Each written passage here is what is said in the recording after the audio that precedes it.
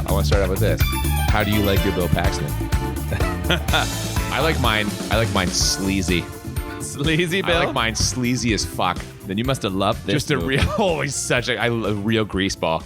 I mean, I prefer Sam Waters. What? Who's that? Isn't that the guy from Jurassic Park? What? Bill Paxton's not in Jurassic I know, Park? but I always like Sam Neill? That's him, Sam Neill. Oh my Yeah, God. This and is the worst introduction to a podcast ever. We just confused Bill Paxton for Sam Neill? No. I didn't confuse him. I just think Sam Neill's a better Bill Paxton. Sam Neill and Bill Paxton exist in different universes. John's right. Shut this down.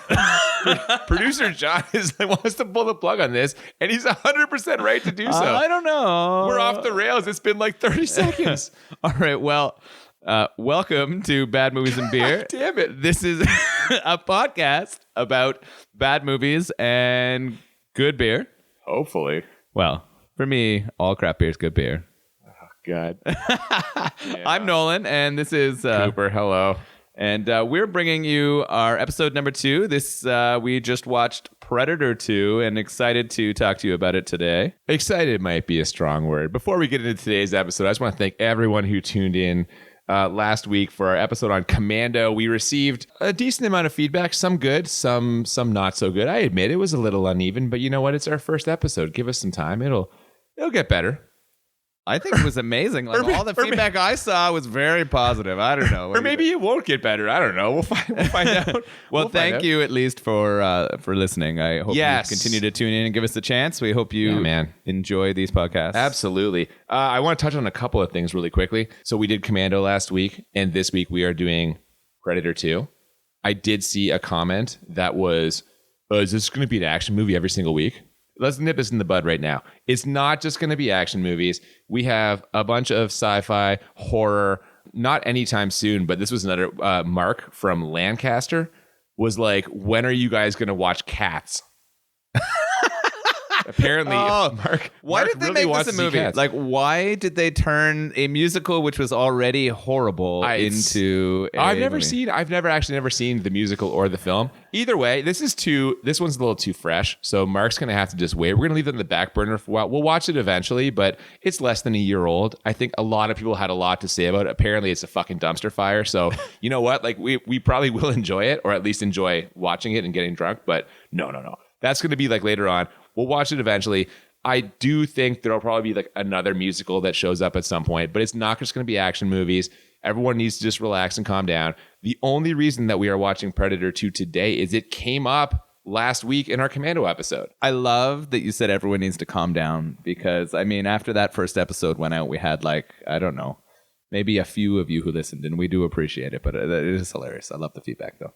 Yes, it's been positive. Mark, we'll watch Cats eventually. You will get your Cats sooner or later. So last week, Commando, it came up in conversation that my favorite movie of all time is the original Predator. Predator is my favorite movie of all time. It is. And listen, I'm not sitting here trying to tell you that it's Citizen Kane. It's obviously not Citizen Kane, but it is like better than 99% of action movies. It's absolute peak Schwarzenegger. The effects are good. They actually take some time to like introduce you to the characters. The Predator is not just killing dudes like 10 minutes into the movie. It takes like 30 or 40 minutes for the Predator to actually even show up and do anything. So it kind of builds some suspense. It's a great, great action movie. Unfortunately, the sequel, Predator 2, basically takes a giant shit all over everything that made the first one good. Instead of Arnold Schwarzenegger, we get Danny Glover. Instead of a mustachioed Carl Weathers, we get Gary Busey. Wait a minute. I love Gary Busey. Like, this man has a phenomenal role. You didn't even know it was Gary Busey. You thought he was Nick Nolte. No. That was producer John. That was producer John. I knew it was Gary right. Busey. Producer John thought it was Nick Nolte. No, it's not. It's the homeless man's Nick Nolte. Not just the poor man's Nick Nolte, an even worse version than a poor man's Nick Nolte. It's a homeless man's Nick Nolte. Gary Busey. I mean, listen, you can like Gary Busey. You can't sit here and tell me with a straight face that Gary Busey in anything is better than Carl Weathers. Carl Weathers is amazing. I mean, I think you're downplaying Danny Glover. I think he could compete to be the best action star. Oh, you know what? His time, like, I mean, the Lethal Weapon movies. Maybe we end up watching one of those one day. Those are pretty successful, and I believe I could be wrong with this. I think Gary Busey is in Lethal Weapon like 1 or 2. It's a little Lethal Weapon reunion here. Oh. Just this time, it's in Los Angeles in the year 1997. Which is awesome because it was filmed in 1990 and they decided they would go all the way 7 years in the future. They did. Now, I think before we get into the movie itself and the plot, we probably should mention the beer that we are drinking. So we are enjoying a beer from Collective Arts Brewing. Well, we're not enjoying it yet. I mean, we are going to enjoy it. Oh, there we go. Heyo. It's called Radio the Mothership. And so when we watch sense. movies Aliens, yeah. And drink beer in this podcast, we try to find some thematic connection or some kind of connection between the beer and the movie. So drinking Radio the Mothership, it is an IPA with delicious It collection. says here that this is a DDH DIPA, and I do not know what any of that means. DDH is double dry hopped. Okay. And DIPA means double IPA, which means it has twice the alcohol content. All right. Well, I do like alcohol, but I do not like super hoppy beer. So I'm guessing this will probably be more in your wheelhouse than mine. Oh, this is right in my Can we go back to when we were drinking Steam Whistle last week? I'm going to enjoy this a whole lot more. All right. So we'll drink that and we'll talk about the movie. In case you did not tune in last week, we should let you know we are a spoiler full podcast. We're going to go through the whole plot. If you don't want to hear what happens in this movie, go watch the movie first and come back. We're going to be revealing all the ridiculous shit that happens in this terrible, terrible movie. I think what sort of makes this a challenging movie for you to watch and enjoy is we go from your favorite movie to like Danny. Damn. I laugh as I see Cooper drink his first sip of this delicious brew and choke it back. Yeah. You know what? Collective Arts, Hamilton Brewing Company, they make a lot of stuff that I love. It's just not my beer. It's too hoppy. That's, no. Okay. So go ahead. What were you saying? I was just saying that I think along with drinking this beer, you'll also find it challenging to look at Predator 2 in a positive way because of your feelings about Predator 1. Well, and the thing is, like, they were in negotiations with Arnold Schwarzenegger to come back and do Predator 2. He's going to have some role. There are rumors that he was going to be, instead of Gary Busey, it would be his character from Predator 1 leading the federal task force.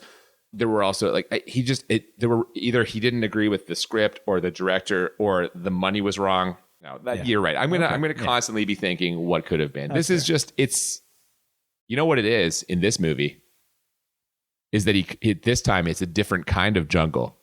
Ah, the concrete jungle. That was one of the taglines from the movie. Was it? Okay. You want to start us out on how the movie starts? The movie starts. Let's do it. There's jungle sounds where like it's the camera's moving over a jungle area, and then all of a sudden the camera pans up and it's not a jungle at all. It's Los Angeles. The Los Angeles of the future, 1997. There's a horrible heat wave going on. Also, a massive gang war between Colombians and Jamaicans. We start with just right in the middle of it. We're plunked down into the action. There's 2 police officers caught in a crossfire. They're talking, how are they going to get these guys out of there? The crossfire, these 2 officers are trapped. And all of a sudden, a car streaks into the frame here, comes flying in. And who gets out of the car? Danny Glover and his giant fucking head. We're going there already. His head is massive. I did not notice that his head was disproportionate to his body. Like, I had no even connection, and then you brought it up. Yeah, I don't know how you missed it. Like, they tend to shoot him a lot from like the shoulders up. I think so you can't see how much smaller his body seems than his head. His head is enormous. Well, like, are you saying like it's like a 1/3 to 2/3 ratio here? That's what I picture when you talk about it. He's not a bobblehead. No, his head is just very large. Like, at one point, he's wearing a hat, and I found myself thinking, where did they find a hat? It was custom made, for sure. Did they have to, like, sew 2 hats together to make a hat big enough to fit in his chest? Yeah, so Detective Michael... Mike Harrington comes in. Harrigan. Yeah, that's right. Yeah. He's got a giant head and an even bigger gun. That gun he had was massive. He had a trunk full of them. It was awesome. Well, that was the funny part, was once he decides he's got to take action, he opens the trunk and he finds an even bigger gun. He starts with the giant gun. He pulls the gun. He's like too small. Finds a bigger gun. It's like fucking the size of his arm. And he goes out. So he runs in. I actually thought this was clever. He hangs bulletproof vests over the windows, like MacGyver style. So when they're shooting at him, they can't shoot through the glass. He pulls in his car. He whips out his giant gun. He immediately kills like 4 of the dudes. And, all the while this is happening, we can tell that the Predator is watching him. Yeah, this is sort of, I guess, the first indication of a little bit of a difference for the Predator. Instead of being in the jungle hunting people down, he's sort of in this city. Like you said, it's the urban jungle. The urban jungle. Partway through our watching, I definitely was like, why is the Predator choosing who he's choosing to sort of hunt down here? Why is he watching this gang sort of battle? Why is he sitting on the sides here? Yeah, I think he's drawn to violence, and he immediately so Danny Glover, Mike Harrigan, kills 4 of the guys in this gang. The rest are all kind of holed up in a building that is just full of guns and also tons of cocaine. Yeah, they're all just like sniffing cocaine, throwing it all over their wounds, just raging out, ready for this battle that's going to come to them. But who pops through that ceiling? Oh, yeah. So the Predator just jumps in here, immediately kills all of them except one. One guy makes it out. He's wildly firing his Uzis. He gets up to the roof.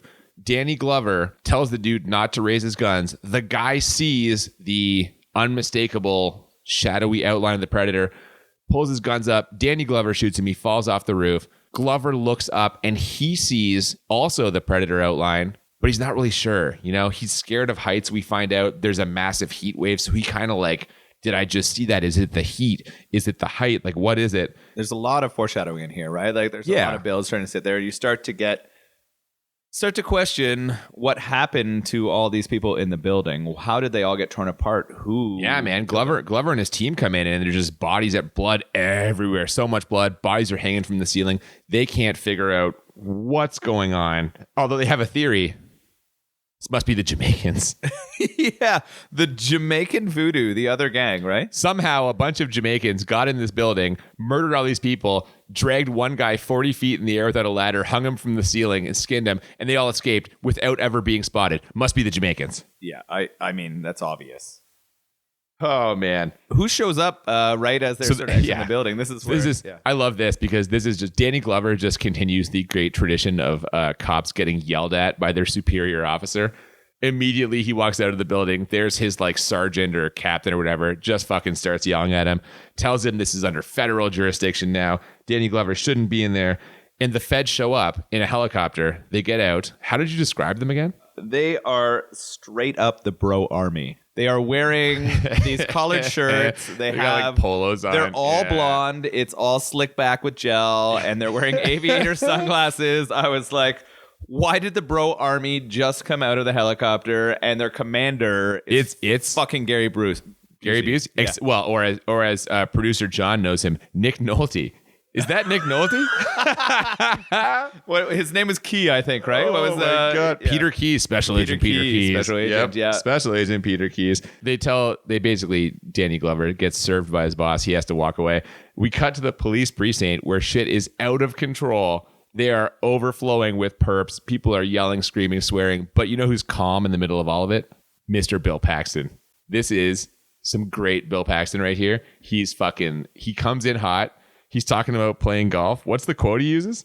All you gotta do is tee it hot and let it fly.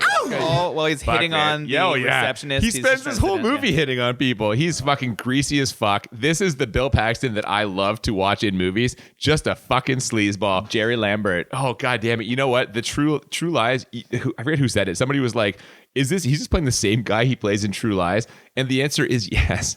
Bill Paxton has played a sleazebag in several movies. He's great at it. I don't think there was ever... He's since passed on, obviously. R.I.P. Bill Paxton. Is that true? Like he's gone? Yeah, he's definitely dead. Sorry, I don't know. I'm not pleased about it. Yeah, okay. I want to be clear about that. I'm not happy. I'm pretty sure we had this conversation last time. It's quite the opposite. We did. Oh my God, that's right. He was in Commando. No, there has not been a human better at playing a sleazeball than Bill Paxton. I don't think. He's great at it. I love it. I love that he's in this movie. If there was an Oscar for sleazebagginess, he would. Oh my God, yeah, best supporting sleazebag in a fucking role. That's Bill Paxton all day. He's the best part of this movie. He was throwing out hot take. Best part of this movie. He's throwing out some pretty harsh, pretty questionable things to the women too. Oh my God, yeah, he's hitting on the one lady right away. Then he makes the mistake of going to hit on the sassy lady member of Danny Glover's team, Leona, I believe her name is. And she was only sassy because she was the stereotypical Latina cop. She's not having it. She ends up squeezing his D&B, like squeezing it real hard. Like he deserved it. Yeah. Oh, 100% he did. So then anyway, Danny Glover calls him into, I'm just going to refer to Mike Harrigan as Danny Glover for the rest of like all time, always. I don't know. The whole time it's like Danny Glover's doing this, Danny Glover's doing that. Candy Glover calls him in to meet. And as he walks into the office, just right away. God damn, is that bitch on the rag or what? You can't say those things. You can't say those things. Straight for...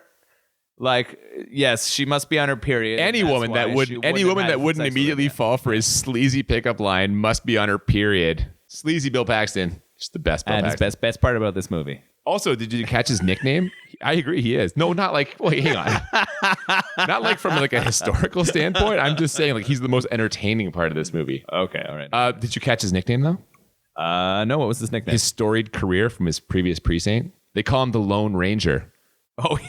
He called him the Lone Ranger. I did remember that, and it was pretty awesome. We also, I think, called him the specialist because every time he'd be asked to do something, he would say it was his specialty. Hey, don't worry, Lieutenant.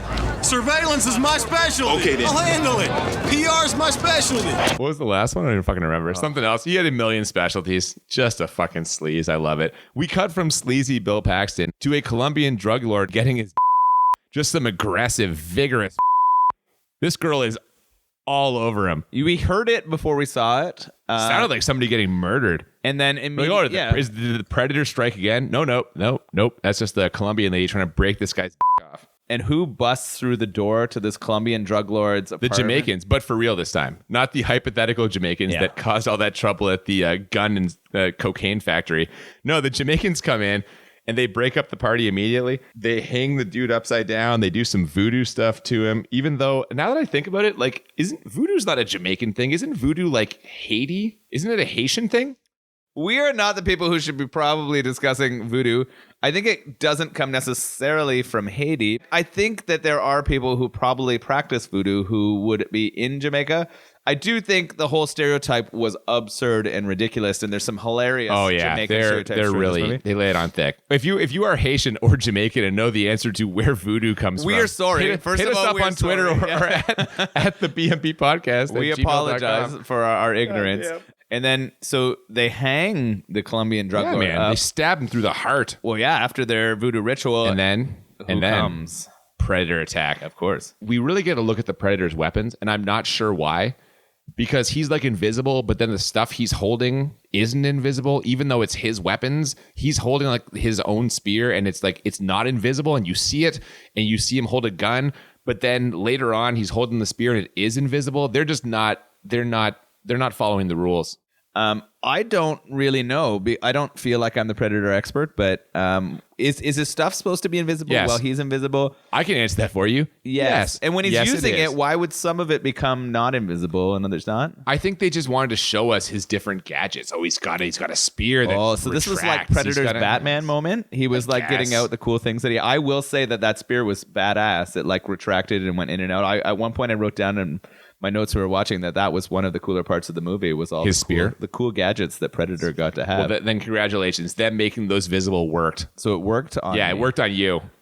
Oh, what a crock of shit that was. All right, so Danny Glover and his team show up and they find this giant mess, a whole bunch of hold on blood. No. Hold on. When they show up to get there, are they allowed to go into this shit? No, of course not. Yeah, it's hilarious. They just keep doing that same idea. Yeah, we will not listen to the people who have us. Yeah, like again, they go and break feds, into the. Yeah, they don't care. Danny Glover. He needs his answers. He's a real detective. They go in. They find the mess. They also find a survivor. It's that naked lady. She survived somehow. She says the devil came for them, and what they figure out is we got a new player in town. Oh, there is a third gang on the street in this giant Los Angeles gang. Somebody. Yeah. Maybe it's a freelancer. They don't know. Anyway, Gary Busey and his team. I'm also going to refer to Special Agent Peter Keys as Gary Busey.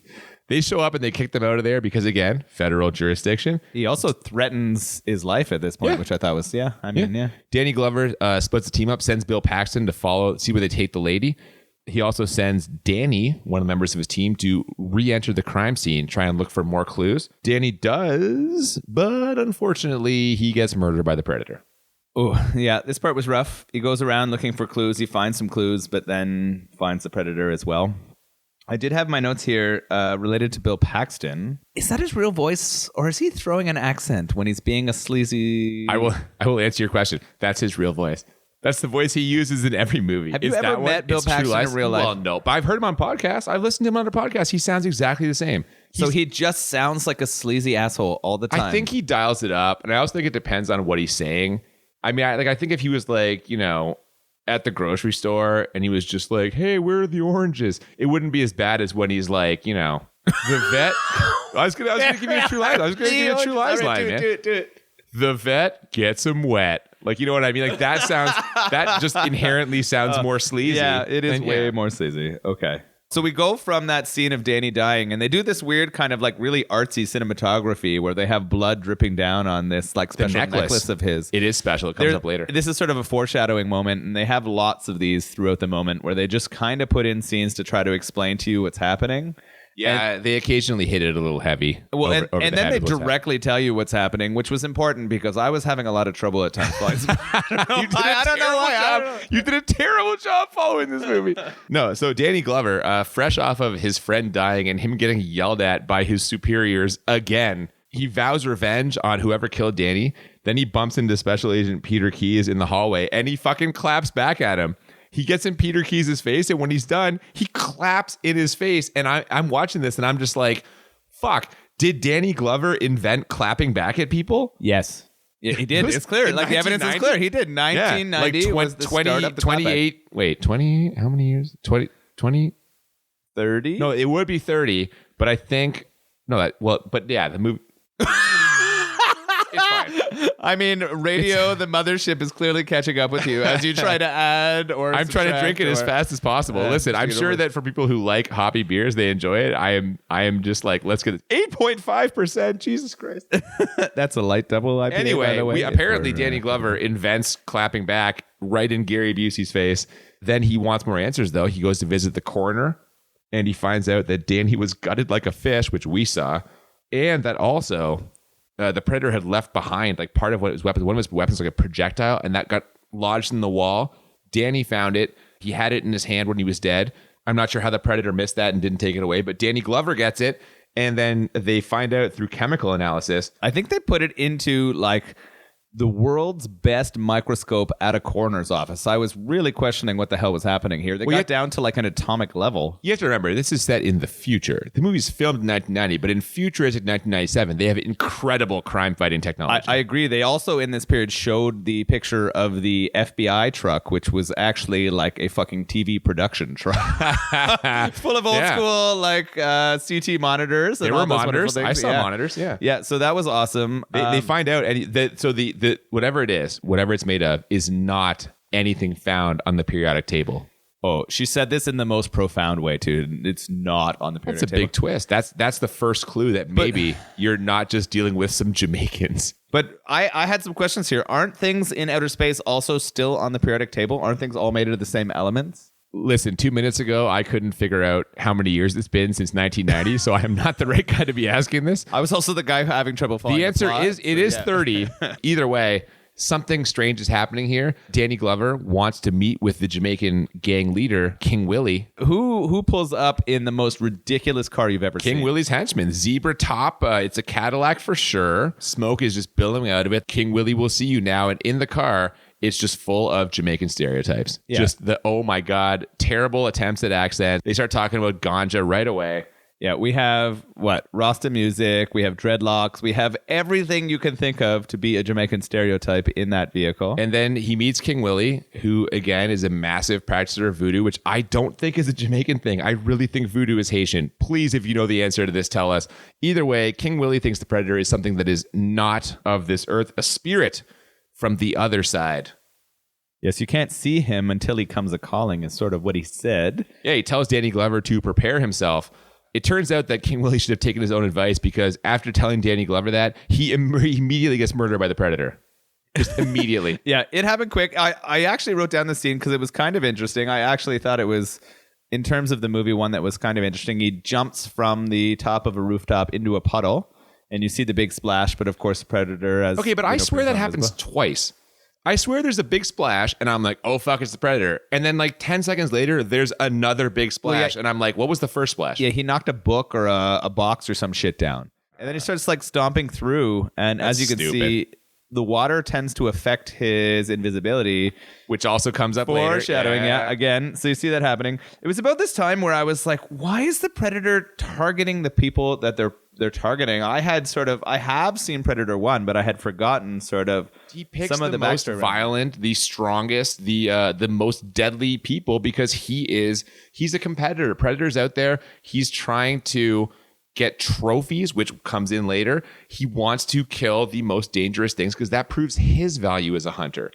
He kills King Willie. I don't know why King Willie with his fucking cane sword is not dangerous. He cuts King Willie's head off, and then he cleans it. He like cleans his skull. It was a very dramatic like killing. It was kind of confusing because he sort of like gets him and then he's dead and you just see his head, but his head talks when it's off of his body. No, that's the Predator talking. Oh. The Predator mimics the voice. How did you not notice this? Jesus Christ. I was really struggling while I was watching God this movie. damn it. I don't know what was happening, but yeah, I was confused. I was like, how is this headless guy still talking? No, that's the Predator. Come on, man. Whatever. He cleans his skull. He maybe drinks his blood or drinks like his brain. Yeah, that's what it looked I don't like. know, man. It's weird. Yeah. And then he placed the head of King Willie onto a Predator machine, it looked like. It looked like there was some machine. Yeah, if I didn't know better, if I didn't know for a fact that the runtime of this movie is over 100 minutes, I would have assumed this is one of those bullshit scenes they put in to pad it, try and make that. Are you coming back to this theory I say again it every from the last one? Yeah. I say it every episode. A movie's got to be 90 minutes long, okay? If I didn't know better, if I didn't know it was over 100, I would have been like, oh, they're trying to get this thing up to like 87. This but movie no. is way over that. It was. That's why I'm saying. So Yeah. they're trying to communicate something, and I don't know what it was. But thanks to their diligent research, Danny Glover's team figures out that both Gary Busey, Peter Keyes, and the Predator are operating out of a slaughterhouse. Ooh. There's evidence that indicates a slaughterhouse is likely the place where the Predator has been. And Bill Paxton, when he was trying to track where the lady went, lost her, air quotes, people can't see this, At the slaughterhouse. at the slaughterhouse. Why the slaughterhouse as a place that horror movies and action movies and dramatic Now movies there's choose to go? blood, there's like flesh. I think for this it was more about the cold. They wanted to have like the image of like the snow and the suits and like the steam. We'll get to all that. It's coming up real soon. Danny Glover decides to take this moment to go honor his fallen comrade. He goes to Danny's grave and the Predator is watching him. The Predator's watching him the whole time. There's some little kid there who's like immediately disobeys his parents, running around like shooting a pretend gun. Predator sees him, almost murders the kid, realizes the gun is pretend, leaves the kid alone. You know why? Why? No sport.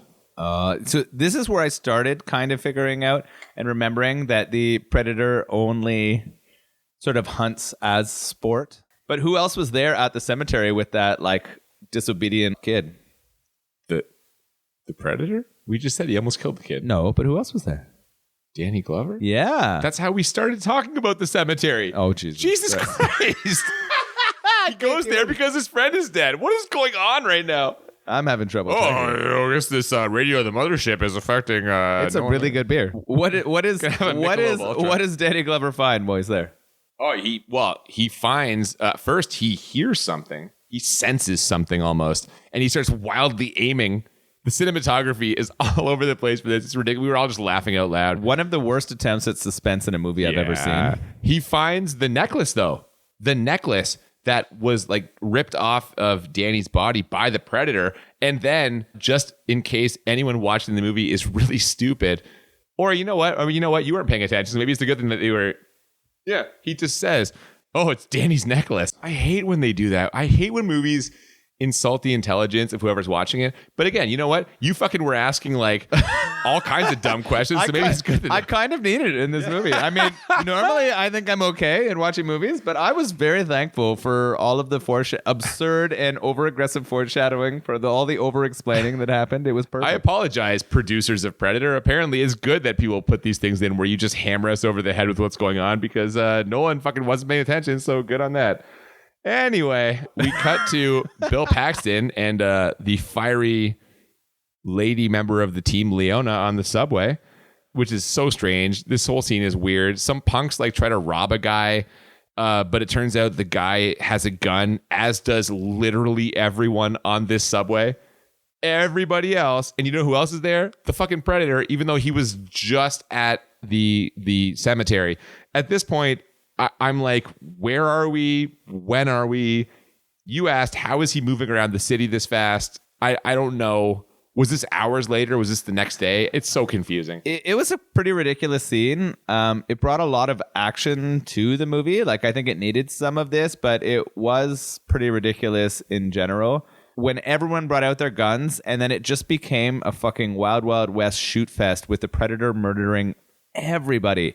And then somehow it comes down to Bill Paxton versus the Predator. And because he's sort of your favorite part of this movie, I'm going to leave this to you. So this is, not only is he my favorite part of this movie, but this is also just a hilarious fucking movie trope that happens all the time. It's him and the Predator. He starts shooting the Predator. He shoots the Predator like 15 times. The bullets are not in any way stopping the Predator, but he just keeps shooting. I think 15 is a pretty low estimate. He must have put out there like 50 rounds. That guy just was hammering the Predator. But my point is, the Predator keeps coming. He just keeps doing it. Like, dude, try something else. He did. He tried something else. Okay, what now, happens after he runs out of bullets? He runs out of bullets, and then he fucking reaches into his pocket, and what do we find? A golf ball. We're bookending this the whole way that he came around. He throws the golf ball at the Predator. He lets it fly, as it were. He did. He let it fly. And that golf ball fucking killed the Predator. The movie was over. It ended. He hit him right in the fucking eye, correct. And then it ended, and it was over. That's not even a little bit correct. I wish it had have ended like that. I would have laughed my ass off and walked away. It would have been great. I wish it ended that way, too. It would have been fucking... It would have saved me about 40 minutes of this goddamn movie. Anyway, the Predator kills Bill Paxton. Now, I will say this, and this is hard to say. Bill Paxton dies in a lot of movies. He's murdered in this movie. He dies in Aliens. He does not... Okay, there's a kind he survives Jurassic Park. He's not... God damn it. No, there's an incorrect fact that a lot of people say that he's the only guy to have been killed by a Terminator, an Alien, and a Predator. He's not killed by the Terminator. He's in Terminator. The Terminator beats him up, but he doesn't die. But my point is, Bill Paxton dies in a lot of movies, and because he's such a sleazebag, when he dies in movies, it's very satisfying for me. I like when he dies in movies. So I used to say, any movie where Bill Paxton dies, I'm a fan of. Anytime Bill Paxton's in a movie, I'm like, how's he gonna die? I gotta start getting all excited. Are you withdrawing that statement from this movie? Oh, listen, I was like, when he died in this movie, I was like, this is great. It's great. All right. But now that he's dead in real life, I have a hard time. I wish he was still alive playing sleazebags in movies, so I can't quite enjoy the moment in the same amount. It's fair. Yeah. But anyway, he dies. Leona looks for his body, can't find his body. Danny Glover comes looking for his body, can't find his body, but he follows a blood trail, and he gets there just in time to see the Predator rip Bill Paxton's spine out of his body. Yeah, this was gruesome. Fatality. I was like, did Bill Paxton just rip the spine out of some random Colombian? And you were like, holy fuck, are you watching this movie? How bad are you at watching this movie? Yeah. It happened. It clearly was Bill Paxton getting his spine and head ripped off, which also becomes a part of the trophy wall, which was interesting. Well, but first, Danny Glover sees this, immediately chases the Predator. He wants to get Bill Paxton's spine back. Maybe he thinks he can put it back into his body and bring it back to life. But he just wants vengeance. This is a man who wants vengeance. That's true. He does. He chases after him. He tries to get him, but before he can get to the Predator, the Predator, of course, returns to the slaughterhouse where they said he was hiding out. Danny Glover gets there too. Before he can confront the Predator, he's grabbed by Peter Keyes' men.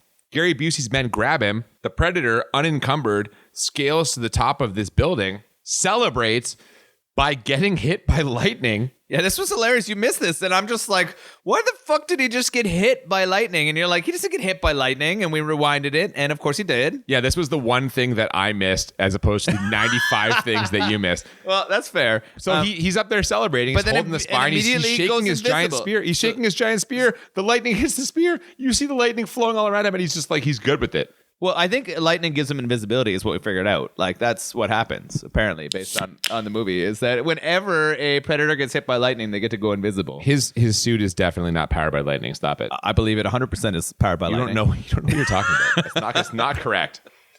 Okay, but we get into where we go from that to, The best part, we get the exposition break now. which really helped me. It sure did. Yeah, this is what you needed. No, it's about fucking 10 minutes where Gary Busey just explains everything that's A, going on, B, has happened since the last movie, and C, is about to happen in this movie. He explains how they set a trap for the predator in the slaughterhouse. They're going to pump in like UV light because they think you can only see like infrared. They've got these special suits, which even though you were supposedly this was a section to help catch you up, you still missed that part. You're like, why are they in the suits? I mean, I didn't think that Gary Busey was going to get his ass into that room. I questioned why Gary Busey was dressed in that He suit. wants to be a part of history. He says, this is history. He goes in there. This part was really interesting. It was a long explanation, and they had some of the best science in a movie I had ever heard or seen in my entire life. It was so good. This TV truck. Well, that they set up as stop. like I got to stop you right there because this is not... You trying to claim this scene is good is a giant misnomer. First of all, I do like the fact that Gary Busey just like tells him in no uncertain terms they're dealing with a fucking alien. That's the exact quote. What I don't like is the part where he explains that the predator's a hunter and he's on safari, and then for no fucking reason, Gary Busey just says, Lions, the tigers, the bears. Oh my. what the fuck was that? a fucking alien, lions and tigers and bears. Oh my. That part was hilarious. I love how they were using scent technology to show him on the computer screen as well. And that's In the how they were TV truck, tracking. you mean? Yeah. They were using the TV truck with scent technology to show him. I was like, are we watching fucking Willy Wonka in the chocolate factory right now? I was like, how did we get transported? It was really, really throwing me off, but it was funny. So we go from here though, and we head into that trap. They launched the trap. You'll never believe it. The trap does not work. What? Turns out the predator can see in all different types of light. Oh, this blew me away. He went onto his crazy, like, future technology on his wrist and changed the sort of vision he had. Yeah. And the thing is, like, none of them realize this is happening. The guy who looks exactly like Bill Paxton, Bill Paxton's brother. It's Adam Baldwin, I believe, is the actor's name. No, but it's Bill Paxton's brother. We looked this up, right? And no, wait a second. It's Adam Baldwin. It's Adam. Don't try and conflate the facts here. But he does look a lot like Bill Paxton. Maybe which Bill Paxton came back to life in that spot. Oh God, if only just to die again. That'd be great. Again, it was in really the movie, confusing. not in real life. Why would they hire Bill Paxton's brother to be the guy who ran the truck? Like, I don't understand. He's on the headset. He's like, oh, it's weird. The predator's backing up. It's like he notices you guys. But like Danny Glover realizes, and he gets in the headset, and he's like, get out of there. He can see you. And Gary Busey, inexplicably, is just like, who is this? Get off the line. Who could it possibly be? There's only one way to talk into the thing. It's in the fucking truck. You know who's in the truck. You know what Danny Glover sounds like. Michael Harrigan will not fucking put up with this shit. Damn it. He's here to save the day. Gary Busey being like, who is this? You know who it is, motherfucker. It's Danny Glover. And then he has his gear up montage.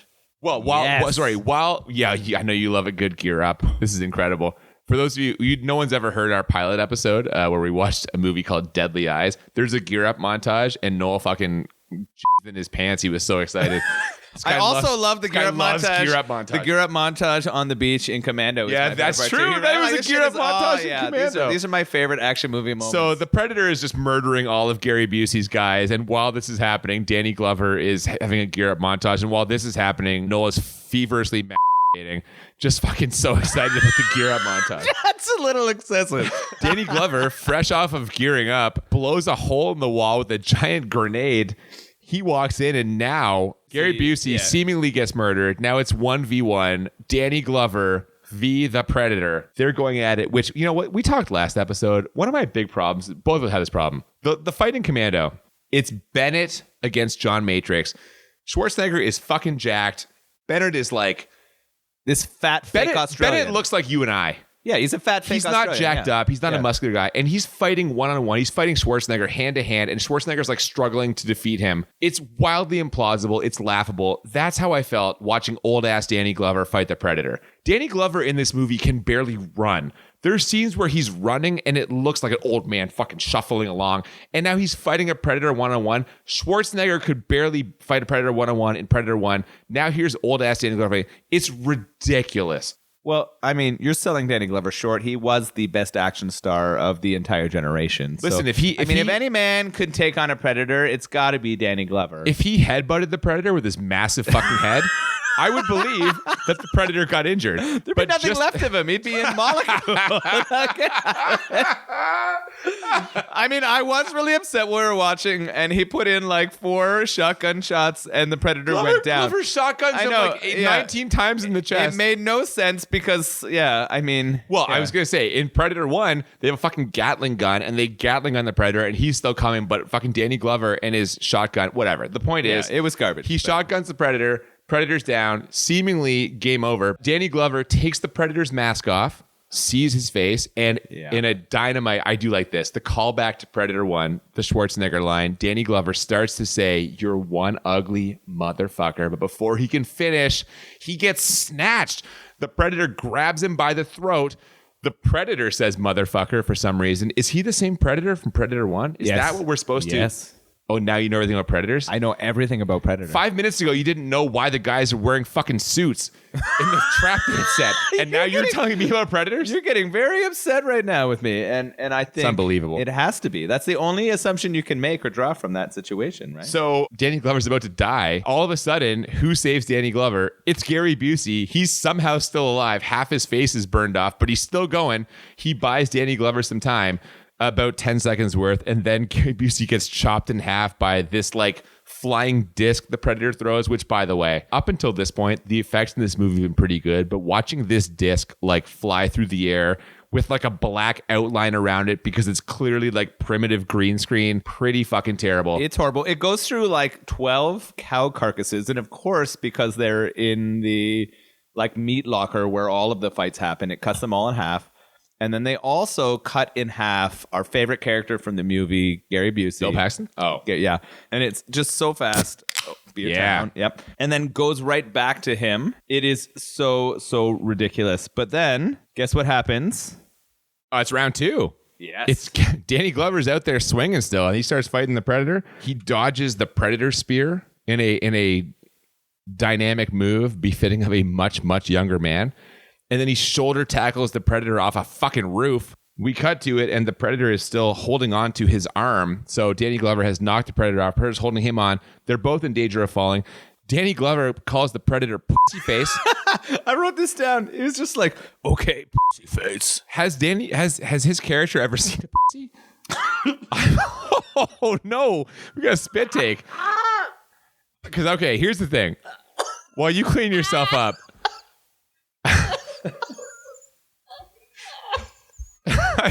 Listen, man.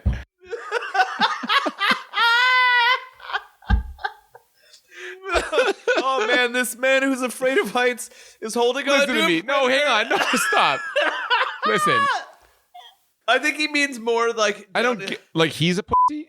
No, his throat. Like when you see the contraction of the Predator's throat, it That kind does of not look looks like a vulva. vagina. No, Stop like, it. not No, well. it doesn't. Oh my god. Come on. I mean, I think that's what he's trying to express. If you're listen, no. If you're a female listener and you haven't immediately fucking shut this podcast down and deleted Sorry, it we didn't write and these- canceled your subscription. Please let us know if you or anyone you know has a vagina that has fucking pincers and giant sharp teeth that looks anything like the Predator's face in this movie. The Predator activates the self-destruct sequence, the same one that Schwarzenegger had to run away from in Predator 1. Danny Glover cuts the Predator's arm off with the fucking flying disc from earlier. But I have several questions about this. He cuts the Predator's arm off, and all of a sudden the self-destruct sequence just stops. Why does the self-destruct sequence stop when the Predator's arm's cut off? Oh, this whole scene is ridiculous because the arm cuts off, the Predator falls, self-destruct stops at its very last moment. The Predator grabs onto a pole as he's falling, like stories down to the ground, and that pole rips out of a wall, and he crashes through the building next door. He falls into a bathroom, and then somehow pulls out a medical kit and uses fire and plaster from the wall to heal himself up. The Predator's performing emergency surgery on himself while Danny Glover like shimmies down a drain pipe. This whole sequence is very strange, especially because all of a sudden, while this is happening, I guess the Predator is like repairing himself in the bathroom of some apartment that belongs. We have this like old lady. We start cutting back and forth. The old lady has like a broom. She can like hit the Predator with a broom. This is an hour and 29 minutes into this movie. It's a really weird place to try and insert comedy for the first time. It is weird, and she does have like a fairly funny line as like our favorite here, the police officer, also chases down that same pole and climbs up and through. He busts into her apartment also. It's all right. I'm a cop. I don't think he gives a shit. I don't think he gives a shit. Why are you putting comedy into your movie an hour and a half in? Sure, everything Bill Paxton says is hilarious, but other than that, there's been no like comedic beats in this movie, and all of a sudden they're trying to stick comedy in when we're fucking 10 minutes away from the movie being over. Well, the next part is hilarious. What happens to Danny Glover? He starts climbing down an elevator shaft, but then the elevator is like lowering, so this is so fucking weird. He just lets go and just drops into this like foggy abyss that we can't see how deep it is. He ends up catching himself on like the borders of some hole that's been dug. He ends up dropping like underground. Realistically, he probably should have died from that fall, right? Oh, it's ridiculous. He drops a long way, catches himself with his amazing fucking physical specimen. Oh, yeah. His arms and So shoulders strong. would have been ripped off of his fucking For a second, body I thought it immediately. was Carl Weathers from Predator 1 because he's so muscular. No, he's not muscular. He looks like my dad. Danny Glover looks like my dad. He's the body of my dad, only the head of a fucking bobblehead. All right, sure. I don't know. That's where you're going with 1/3 of the body, right? You didn't seem. I couldn't think of anything with the head as big as Danny Glover's head to correctly identify it. Nothing disproportionate enough as Danny Glover. So he gets underground. He's underground now, and what he finds is the Predator ship, or the mothership, if you will. Ooh, yeah, good. He finds the mothership. Footnote: this beer, Radio the Mothership, I don't like it. It was delicious. I loved it. I enjoyed the hops they chose. I enjoyed the finish as well. Even producer John, who's not a hop man, No, he just likes that we're talking about beer. He wants us to talk more about the beer. Because it's an important part of our podcast. The alcohol percentage on it is probably contributing to me like spit taking as we film. But yeah, contributing. I am me too. Yeah. So anyway, he's on the ship. He's in the Predator ship. And what he finds he finds the trophy case with a whole bunch of skulls. And this was really cool. There's like a dinosaur skull. And then the thing that back in 1990 got everybody whipped up into a frenzy. This is where you started he comes out and the alien skull is there. And this was pretty cool. Well, that's where I started in 1990. The problem with 2020, you hadn't stopped until now. No, that was 30 years. 2020 me is aware that there's a movie called Alien vs. Predator, and that movie is an even bigger piece of shit than this movie. Oh, wow. That's right. You know what? Wow. If we watch Alien v Predator one day, I will rate it lower than this. Didn't we see that in theater together? No, we saw The Predator in theaters together, which I think is pretty good. Well, yeah, you are a Predator fanboy. I am. It's true. Anyway, at the time, this whipped everyone up into a frenzy. People were like, oh my God, that's crazy. He killed an alien. Can we see an Alien Predator crossover? And I'll tell you this, for comic book fans out there, their comic book version of Alien vs. Predator is actually really good. There's some really good stories. I have a couple of them and I enjoy reading them. But the movie version was a huge fucking turd. It's worse than Predator 2 because you know what? Alien vs. Predator. Wow! No, here's why. You know what Alien vs. Predator doesn't have? What? Sleazy Bill Paxton. So the best part about this movie is missing from Alien vs. Predator. Absolutely. We get to the final battle. It's not Gary Busey. Fuck. It's Danny Glover and the Predator. They're fighting it out. It's the final battle. It remains laughable. There is no fucking way Danny Glover can hang with the Predator. And yet, in the end, Danny Glover fucking discs the Predator in the midsection with his own disc. Is that irony? That's right, asshole. Irony? Shit happens. Yeah, he calls back to earlier what the Predator said. And so Danny Glover is the winner. But then, and this is also really cool, out of the shadows come more Predators. They decloak. They are there. There's 9 of them. Danny Glover, fresh off of killing a Predator, super confident. I actually kind of like this. Okay, who's next? So this does happen, and then you're like, okay, nice. Danny Glover is going to get murdered by the next Predator.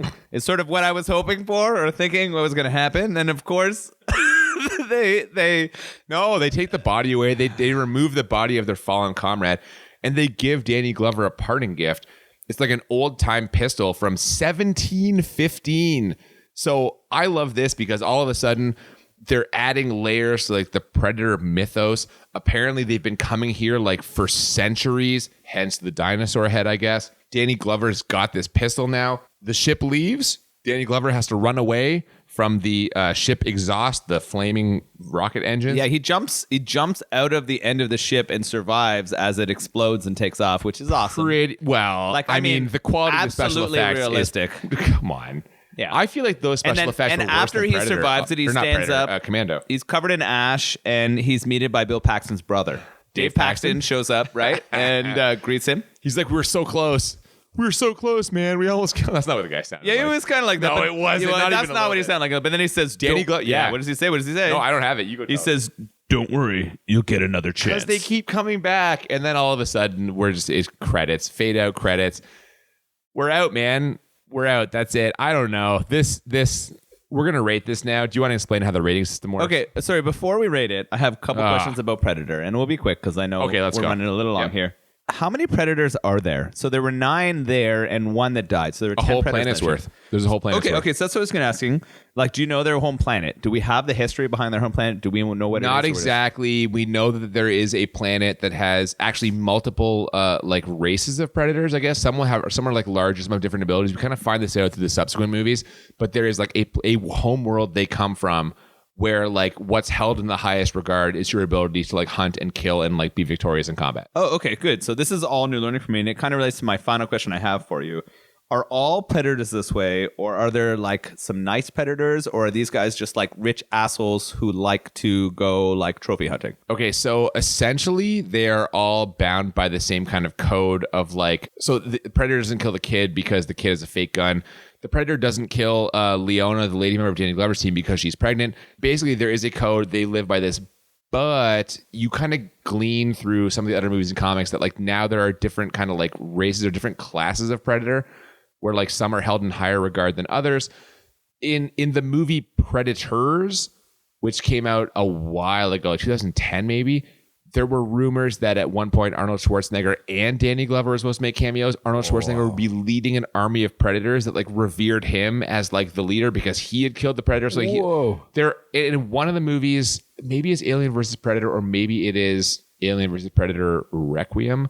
But like one of the predators ends up working with the humans for some reason. So they're not all like they're all like horrible murderers, I guess.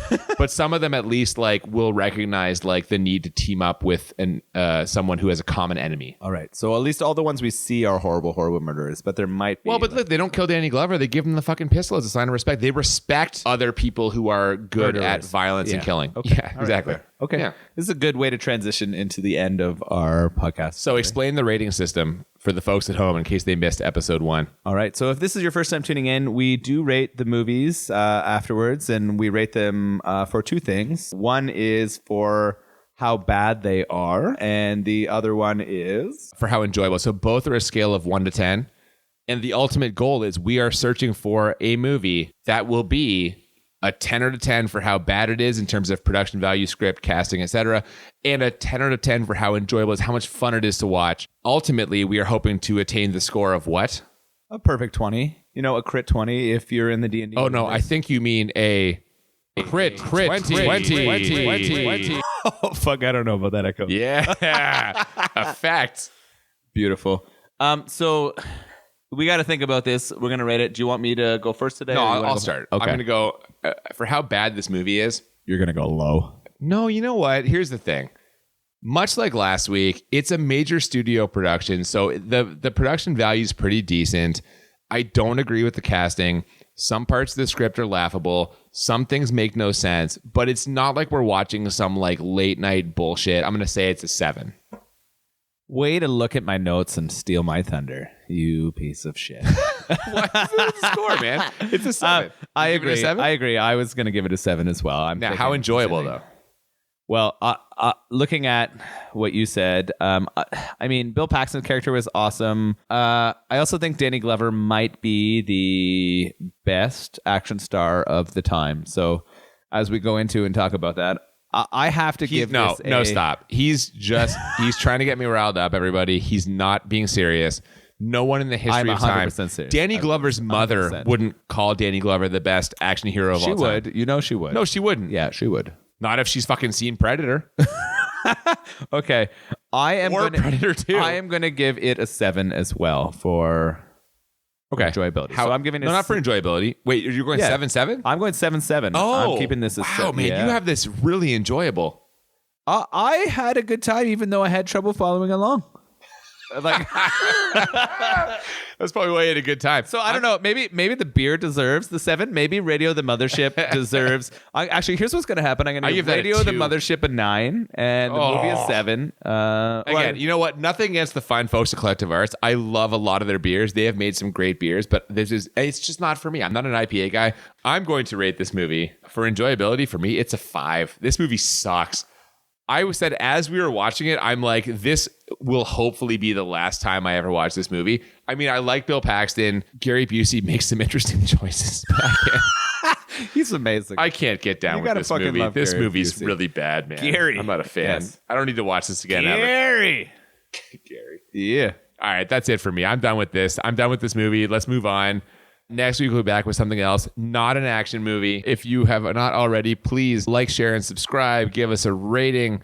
Tweet us at the BMB Podcast or email us at the BMB Podcast at gmail.com. We're taking movie suggestions for future episodes. We'll do it. If you know some fucking shit that'd be fun for us to watch, we'll watch it. We'll drink some beer and Thank you again for listening, and have a wonderful week. Thanks for tuning in. He's in town with a few days to kill.